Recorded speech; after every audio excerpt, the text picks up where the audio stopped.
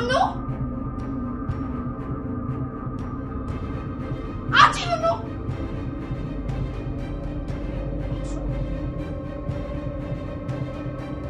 ምንድነው?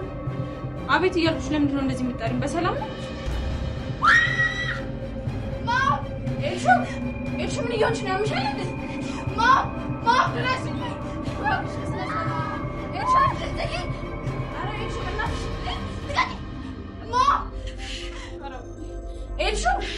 ኤልሹ ምን ሆነሻል? ኤልሹ ልቀቂኝ! ምን እያደረግሽ ነው? ያምሻል እንዴ?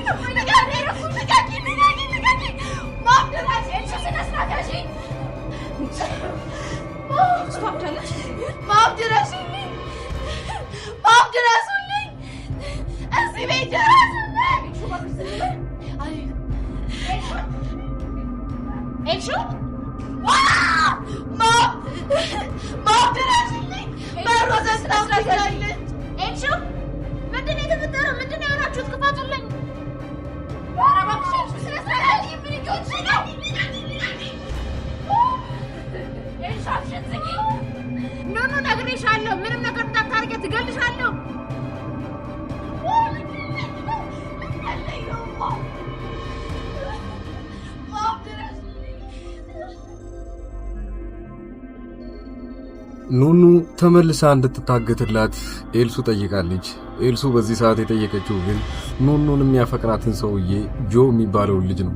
ጆ የሚባለውን ታውቁታላችሁ። መጀመሪያ የኤልሱ የትምህርት ቤት ጓደኛ ሲሆን ያኔ ብዙ የፍቅር ግንኙነቶችን አብረው እንዳሳለፉና አሁን ላይ ግን ኤልሱ መጥፎ ባህሪ ስላላት ብቻ ጆ እየራቃት ነው።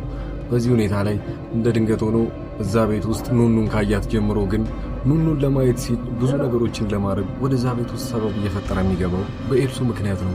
ታዲያ ኤልሱ ተመልሶ እየወደደኝና እያፈቀረኝ ነው ብላ እንድታስብ ያድርጓታል።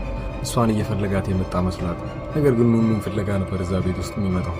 ከኤልሱ አሁን አንድ ጥያቄ የቀረበለት ነገር አለ። እሷን እንድታግትልኝ ጠይቄያለሁ ስትለው እሱ በዚህ አጋጣሚ ወዲያው ነገሩ መጥፎ ነገር እንደሆነ ስለተሰማው ኑኑን አይ እንደዚህ አይነት ነገር እሷ ላይ አላደረግም፣ ስለዚህ ኤልሱ ሌላ ምክንያት ካለሽ ንገሪኝና ምክንያቱን ምናልባት ላረገው እችላለሁ ይላታል። በዚህ ሰዓት ግን ተረጋግቶ ሲያስበው ምናልባት አግቻት እኮ ራሴ የምፈልጋት ቦታ ከወሰድኳት ልጅቷን ያለ ምንም ነፃነት ወዲያው የምንፈልገውን ነገር ከእሷ ጋር ማየትና ብዙ ጊዜ ከእሷ ጋር የመቆየት እድል ሊኖረኝ ይችላል ብሎ አስበው ኑኑን የምር ሊያግታት ይችላል ማለት ነው። ለራሱ ጉዳይ ብሎ እንጂ ለኤልሱ አስቦ ሳይሆን ማለት ነው። ስለዚህ በዚህ ጉዳይ ላይ ኑኑ ከዛ ቤት ውስጥ አስወጥቶ ለጊዜውም ቢሆን ሌላ ቦታ ሊደብቃት ይችላል። ጆ የሚባለው አዲሱ እሷን የሚያፈቅራት ልጅ ማለት ነው። በሌላ በኩል ያው ያፌትን ታውቁታላችሁ። እዛ ቤት ውስጥ ከገባ በኋላ ወይንም በአሁኑ ስሙ ናሆም እዛ ቤት ውስጥ እየፈለገ ያለው አንድ ነገር አለ። የሕክምና ማስረጃውን ከቤሉል ጋር አንድ ላይ ሆኖ ሁለቱ ይሄ ሕክምና ማስረጃ ከጀርባው አንድ ስህተት እንዳለው ያውቃሉ። ከዚህ ጀርባ ማን እንዳለም ጭምር ለማወቅ ሲሉ ያ የሕክምና ነገር እንደሚያስፈልጋቸውና መረጃውን ወዲያውኑ አጣርተው መድረስ እንዳለባቸው ስላወቀ ያኔ እሷ ፊት እየፈለገ የነበረው ኤልሱ ባለችበት ሰዓት ላይ ነበረ። ነገር ግን በዛ ሰዓት ሄደን በጣም የደነገጠችው ነገር እንደዚህ አይነት የኋላ ቀር ስህተቶችን መጀመሪያውኑ ስህተቶቹን መስራት እንደሌለባት ስላወቀች ከዚህ በኋላ በምን መልኩ ላስተካክለው እችላለሁ ብላ ጭንቀት ውስጥ ገብታለች። ለዛም ነበር ወዲያው እዛ መጣ ያፌት በዛም አለ በዚህ ይህንን ወረቀት ማግኘት የለበትም ብላ ስላሰበች ልትደብቀው የፈለገችው። ያፌት በሰዓቱ እንደዚህ አይነት እድል ቢያመልጠውም ግን ድጋሚ ሌላ እድል ማግኘቱ አይቀርም ብሎ ከዛ ቤት ለቆ ወጥቷል። የመጨረሻው የምናወራው ነገር ቢኖር የአዶኒና የቤሉልን ጉዳይ ነው። ቤሉል በዚህ አጋጣሚ ላይ አሁንም ከኑኑ ጋር እንደተቀያየሙ ነው። አሁን ግን ተናዶባታል። በጣም እያበሸቀችው ስለመጣች ይሄኔ ግን በዚህ ሰዓት ላይ እሷን መለመን የለብኝም እንደውም እንደምትፈልገው ልርቃት ይገባል ብሎ ቤሉል እያሰበ ነው። እሷ ልታናገረው ብትፈልግም ወይንም አጋጣሚዎች ስታገኝ እንዳትቀርቢው ተብላ ሁለት ሰዎች ዝተውባታል። አንደኛው አዶኒ ነው፣ ሌላኛዋ ሄለን ናት። ወደዚህ ቤት ሲመለስ ልጄን እንዳትቀርቢው እና ምክንያቱም አንቺ ምክንያት ብዙ ነገሮች ሊደርሱበት ይችላሉ። ወደዚህ በሰላም እንዲመጣ ከፈልግሽና ሌላ እናንተ ላይ ምንም አይነት ጉዳት እንዳይደርስባችሁ የምትፈልጊ ከሆነ ብቻ እንደመጣ እሱን ማናገር የለብሽም ብላ ቃል አስገብታታለች። አዶኒም ቢሆን ያስፈራራት ያኔ እሱን ባገተበት ሰዓት ላይ እሱን ያገትኩት ምንም ነገር ማድረግ ይችላሉ ከዚህ በላይ። ስለዚህ እሱ ወደዚህ ቤት ሲመጣ አንቺ የኔ ፍቅረኛ ሆነሽ እንቀጥላለን። እኔ የምልሽን ብቻ ነው ማድረግ ያለብሽ። እዚህ ቤት ውስጥ አንዳቸውም ሰዎች በስራ እንዳታሳብኝ፣ ስራ ከሆነ አንዳቸውም ሰዎች አንቺን እንዳያዙ ማድረግ ይችላሉ እያለ ነው። አዶኒ ለሄለንም ጭምር ደፍሮ የተናገረው ነገር አለ። እዚህ ቤት ውስጥ ከዚህ በኋላ መሪያችሁ እኔ ነኝ ብሎ ለሄለን ራሱ ተናግሯል። ሄለን ምንም ማድረግ አልቻለችም። ሄለንን አሁንም ቢሆን መከታተሉን አላቆመም። ያኔ ድምፅ መግጫውን ከአልጋዋ ጀርባ እየደበቀ ብዙ መረጃዎችን እያወጣና መልሶ እየከተተ ያንን ነገር መቅዳቱን ቀጥሎበታል። አጋጣሚ ሆኖ መሲ ትይዘዋለች። መሲ በመስኮት እያየችው እያለ እሷን እየተከታተላት እንደሆነ ታውቃለች።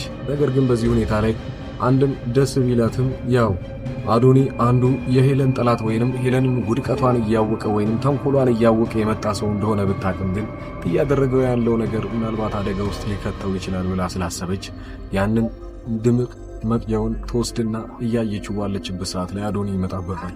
ለምን እንደዚህ እንዳረገችና እሷ ደግሞ ከየትኛው ወገን እንደሆነችም ጭምር ስለሚያውቅ ነገሩን በእርጋታ ተነጋግረው እንዲፈቱትና ይህን ነገር ድጋሚ እንዳትነካው ያስጠነቅቃትና መልሶ እዛ ቦታ ያስቀምጠዋል። አሁንም እየፈለገ ያለው መረጃ ሌላ ተጨማሪ መረጃ ነው። ሄለንን አስፈራርቶ የሚወስድበት ነገር ማለት ነው። ሄለን በራሷ በኩል አንድ ተደብቆ የሚቀርጻት ሰው አለ። ይህንንም ፎቶ መልሰው ለራሷ ይልኩላታል። እዛ ቤት ውስጥ የጠረጠረችው መሲን ስለነበረ መሲን ትይዛትና እንዴት እንደዚህ ታድርጊያለሽ? አንቺ ማን ሆነሽ ነው እኔን በድብቅ ቪዲዮ እየቀረሽ የነበረው ብላ አንቃ በያዘችበት ሰዓት ላይ ልትገላት ጫፍ ደርሳ ነበረ። ነገሩ ግን እንዲህ ነው። የመሲ እናት ትደርስባቸዋለች። መሲ እናት ምንም ነገር እንድታውቅ ሄለን ስለማትፈልግ እሳቱ አሟት ነው ብላ ነገሩን ለመሸወድ ይፈልጋሉ ማለት ነው። ይህንም በሚያደርጉበት ሰዓት ላይ ያን ያልፋል። እዛ ቤት ውስጥ መኩ በገባበት ሰዓት ላይ ሁለቱ እህቶቹ ላይ ምን እንደደረሰ ግን እንግዳ እየሆነበት መጥቷል። የመጀመሪያ ኑኑ ኤልሱ እንደማትወዳት ጭምር ያውቃል። ኤልሱ ግን እየተናገረች ያለችው ነገር እሷን እንዲጠሏትን እያደረገች ከዛ ቤት እንድትወጣላት የምትፈልገው። ኤልሱ አንድ ቀን እንኳን ማድር አትፈልግም በዚህ ሰዓት ላይ። ኤልሱ እንደውም የመጨረሻው ነገር ለመኩ ስትነግረውና ያው ቤሉንም አብሮ በነበረበት ሰዓት ላይ ስትናገር የነበረው ከአዶኒ ጋር ለየት ያለ ነገር ጀምረዋል። ሁለቱ ሲተቃቀፉና ብዙ ነገሮችን ሲያረጉ እያየው ነበረ። ብቻቸውን ናቸው። እቺ ልጅ ነገሮችን እያበላሸች ነው ትለውና ለቤሉንም ጭምር ለመኩም ትነግሯለች። መኩ ደግሞ እህቱን እንዲቆጣ ነበር ያለችው። መኩ ግን በራሱ በኩል ያውቃል የእህቱን ባህሪ አብሯት ስላደገና ብዙ ነገሮችን ስለሚያውቅ እየተከራከረላት የነበረው ለእህቱ ነበረ። እንደውም እህቴ እንደዚህ አይነት ነገር እንኳን አታረግም፣ እንኳን እንደዚህ ከወንድ ጋር ይቅርና ወንድ ራሱ ሊያዋራት ቢመጣ ራሱ እሷ በጥሩ ሁኔታ አትቀበልም። ስለዚህ የእህቴን ጉዳይ ወይንም የእህቴን ነገር ለማበላሸት ባህሪ አትወስኝ፣ መጀመሪያውኑ ስለምትጠላያት ነው ትላታለች። እውነቱ እዚህ ጋር እንግዲህ ያው ኤልሱ በኑኑ በጣም ትቀናለች። ብዙ ወንዶችን እዛ እያጣላች ያለችው ራሷ ኑኑ ነች።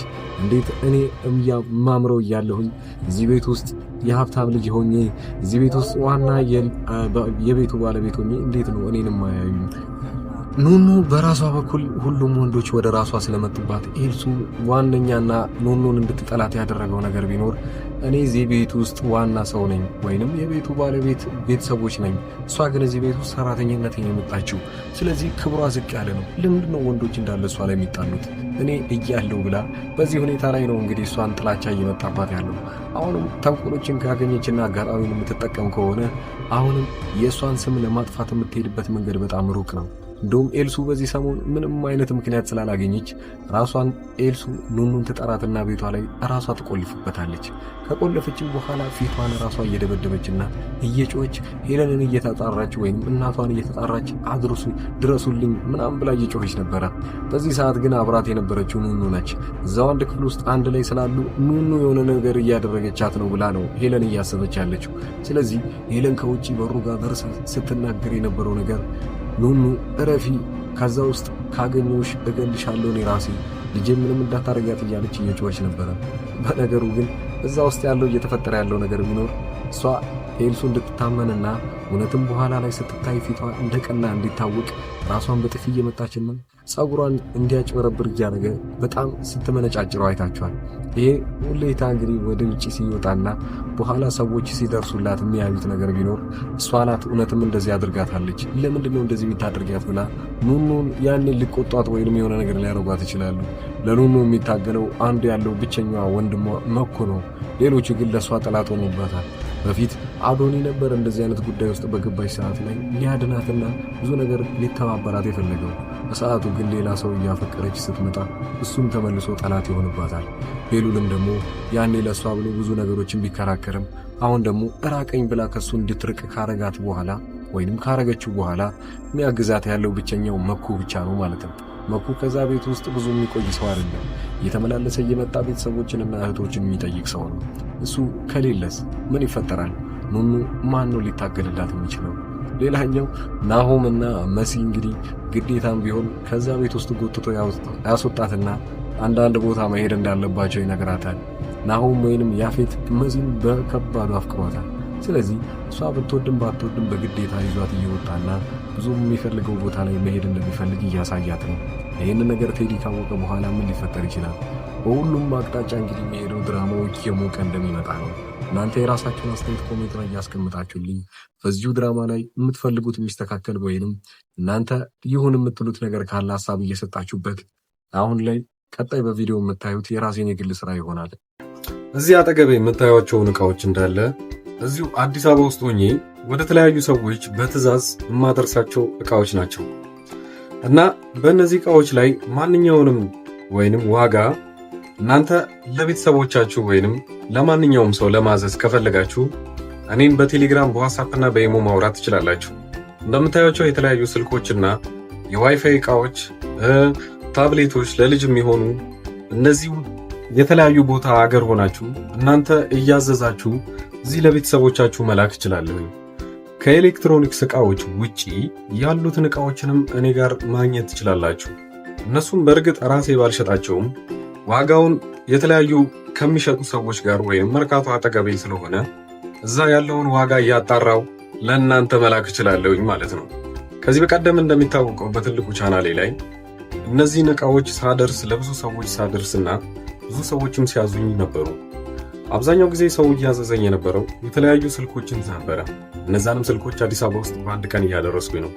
ከአዲስ አበባ ውጪ ለሚገኙ ሰዎች ግን 2 እና 3 ሰዎች አንድ ላይ ወደዛ አካባቢ አቅጣጫ ሲያዙ ወዲያውኑ አደርስ ነበረ። ይህም የአንድ ሳምንት ጊዜ ብቻ ነው የሚወስደው። ይሄ ስራ አብዛኛውን ጊዜ እናንተን የሚያስፈራችሁ ታማኝነት ምን ያህል ነው የሚለው ነገር ነው። ያንን ደግሞ ማረጋገጥላችሁ ከዚህ ቀደም የላኩላቸው ሰዎች አብዛኛው በኢሞ እየመጡ የነበሩትን ልጆች ማንኛቸውንም እነሱን ማናገር ትችላላችሁ። እንደዛውም ደግሞ አንዳንዶቹ ለእምነት ብለው አንዴ ትንሽ ዕቃ ያዙና ያንን እንዳደረስኩላቸው ሲያውቁ በዚህ መልኩ ሌላዎችንም ዕቃዎች ማዘዝ ይችላሉ። የአበሻ ቀሚስ እና የተለያዩ ልብሶችም አሁን ትምህርት ሊጀምር አካባቢ የነበረ ጊዜ ደግሞ ቦርሳና ደብተሮች ብዙ ሰው አዘውኛል። ከልብ አመሰግናለሁ። ሌላው በዚሁ አጋጣሚ እናንተም የምትፈልጉት ዕቃ ካለና እንዳደርስላችሁ መልእክት ሊሆን ይችላል። ማንኛውንም ዕቃ የቤት ዕቃ ሊሆን ይችላል፣ ልብሶች እና የተለያዩ ፈርኒቸር ዕቃዎችም እንደዚሁ እያደረስኩ እገኛለሁ። ዋጋ ብቻ ማወቅም ከፈለጋችሁ እኔን ማናገር ትችላላችሁ። ለማንኛውም እስኪ ዋይፋዎቹን ላከልኝና ልባጣቸው ነው የምፈልገው ማለት ነው። አመሰግናለሁ። በጣም አሪፍ ነው።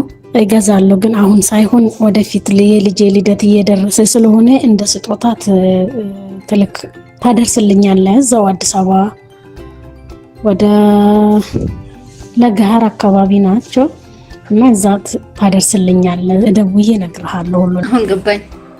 እና ዋይፋው ስንት ብር ነው? እና የዋይፋው ዋጋው ስንት ብር ነው? በገንዘብ ትችላለህ? ይሄኛው ስንት ነው? እና ስንት ጂቢ ነው? እንዴት ነው? ሁሉ ሰላም አለኝ ነው ደማኛ ተሊና ቆይታ እንደተመሰረተ ሁሉ ሰላም። ኧረ ችግር የለም። ቀሪን ያኔ በ30 ሁሉንም አስገባልሃለሁ። ያንተንም የሳንም የሁሉንም ባንዴ አስገባዋለሁ። ችግር የለም። ያኔ አንተ የምትሰጣት ከሆነ ትጀምረዋለች። ማር ይሄንን እስቲ አጣራ። ኮፍያዎች ስንት ናቸው? እስቲ ጠይቅ እስቲ እና አጣራሽ።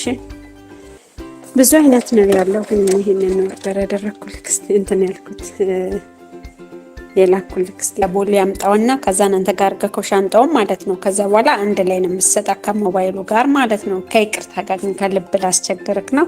ዋትስአፕ ላይ ልኬልሃለሁ የሰውየውን ቁጥር ማለት ነው። እና የት ነው አለኝ ሉሉ ምንድነው እሱን እስቲ አንተ ከዛ እሱን ካመጣክ በኋላ ተለወለልካለች። ጀመሩት ከዚህ በፊት በነበሩት ቪዲዮዎች ላይ በለቀኩት ማስታወቂያ ነው። ያው ለሌሎቹ እና አዲስ አበባ ውስጥ ቅርብ ለሆኑ ሰዎች ወዲያውኑ በአንድ ቀን ውስጥ አድርሰንላቸዋል። እናም የተለያዩም ሰዎች አሁን ላይ ትክክለኛ እኔ እንደምሰራ ለማወቅ የመጡና እናም በቀጣይ ደሞዛቸው ወይንም በሌላ ጊዜ እቃ ሲፈልጉ ከኛ ማዘዝ እንደሚችሉ አረጋግጠው ሄደዋል። ያንን ብቻ ለማወቅ ብቻ ሳይሆን የተለያዩ እቃዎችን ዋጋቸው ምን ያህል ነው ወይንም እናንተ ካላችሁበት ሱቅ ወይንም እናንተ ካላችሁበት ሰፈር ጋር ዋጋውን ምን ያህል ቅናሽ ነው የሚለውን ካያችሁ እቃውን ወዲያውኑ ማዘዝ ትችላላችሁ። በክፍለ ሀገር ያላችሁና የተለያየ ቦታ ለምትኖሩ ለምሳሌ ወደ ወላይታ አካባቢ ብዙ ሰዎች እቃ እንዳዘዛችሁኝና አንድ ላይ ልልክላችሁ አንድ ሳምንት ጊዜ ጠይቂያችሁ ነበረ። ያም ሆነም ወደ ራቅ ወዳሉ ቦታዎች ላይ እቃ የምንልከው 3 እና 4 ሰዎች ስትሆኑ ነው። እቃውን ወዲያውኑ አንድ ላይ የምናደርስላችሁ ይሆናል። ለጊዜው ግን አዲስ አበባ ውስጥ ለሆናችሁ ዋና የሚባሉ ወደ ባህር ዳር፣ ወደ ጎንደርና ወደ ባህር ዳር ሌላው መስመር በሚገኙ ቦታዎች አንድ ላይ እቃዎችን እንልካለን። እናንተ ብቻ በተለመደው መልኩ ከኛ ምንም አይነት መረጃ ማግኘት ስለምትችሉ በዚህ ሁኔታ ላይ መጠየቅም ትችላላችሁ። በቴሌግራም በዋትስአፕ እና በኢሞ እዚህ ፊት ለፊት ላይ የምታዩት ቁጥር በዚህ እኔን ማናገር ትችላላችሁ። መልካም ጊዜ።